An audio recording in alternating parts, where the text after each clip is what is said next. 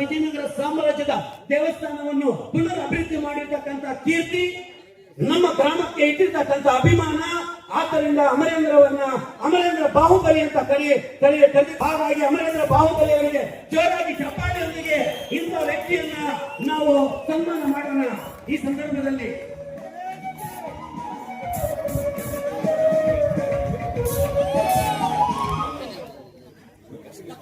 ಧನ್ಯವಾದಗಳು sir.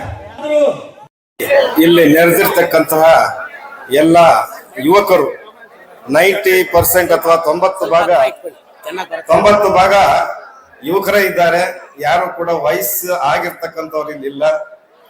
So ಹಾಗಾಗಿ ನಿಮ್ಗೆಲ್ಲರಿಗೂ ಕೂಡ ನಾವು ಡಿಸ್ಟರ್ಬ್ ಮಾಡ್ತಾ ಇದ್ದೀವಿ ಅಂತ ಹೇಳಿ ನನಗೆ ಅನಿಸ್ತಾ ಇದೆ. ಯಾಕಂತಂದ್ರೆ ವೇದಿಕೆಯಿಂದ ನಾವು ನಿರ್ಗಮಿಸಿದ್ರೆ ನಿಮಗೆ ಬಹಳ ಖುಷಿ ಆಗ್ತದೆ ಅಂತ ಹೇಳಿ ನನಗೆ ಅನಿಸ್ತಾ ಇದೆ.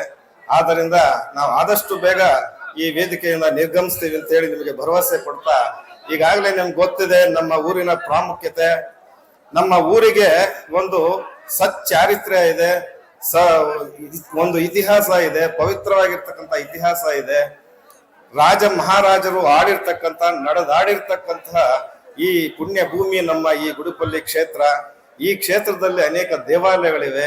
ಅದರಲ್ಲೂ ಕೂಡ ಈ ಹಿಂದೆ ಇರ್ತಕ್ಕಂಥ ಸೋಮೇಶ್ವರ ದೇವಸ್ಥಾನ ವಿಜಯನಗರ ಕಾಲದಲ್ಲಿ ಕಟ್ಟಲ್ಪಟ್ಟಿರ್ತಕ್ಕಂಥ ದೇವಸ್ಥಾನ. ಸೊ ಅಂದಿನಿಂದ ಕೂಡ ಈ ಗ್ರಾಮದಲ್ಲಿ ರಥೋತ್ಸವ ನಡೀತಾ ಬರ್ತಾ ಇದೆ.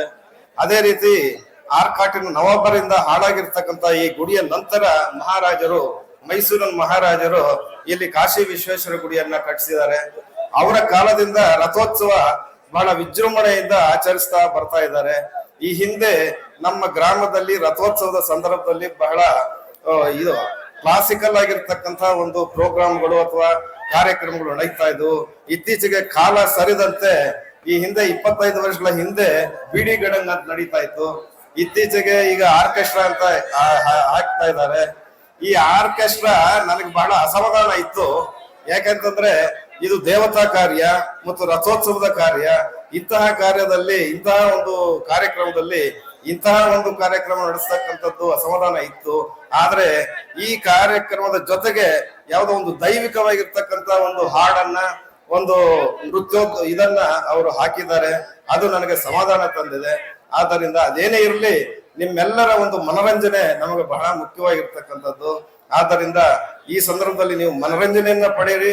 ಆ ನಂತರ ನೀವು ನಿಮ್ಮ ಕಾರ್ಯಗಳಲ್ಲಿ ಭಾಗವಹಿಸಿ ನಮ್ಮ ಗ್ರಾಮದ ಅಭಿವೃದ್ಧಿಗೆ, ನಿಮ್ಮ ಅಭಿವೃದ್ಧಿಗೆ ನೀವು ಶ್ರಮಿಸಬೇಕು ಅಂತ ಹೇಳಿ ನಿಮಗೆಲ್ಲರಿಗೂ ಕೂಡ ಒಳ್ಳೆಯದಾಗಲಿ.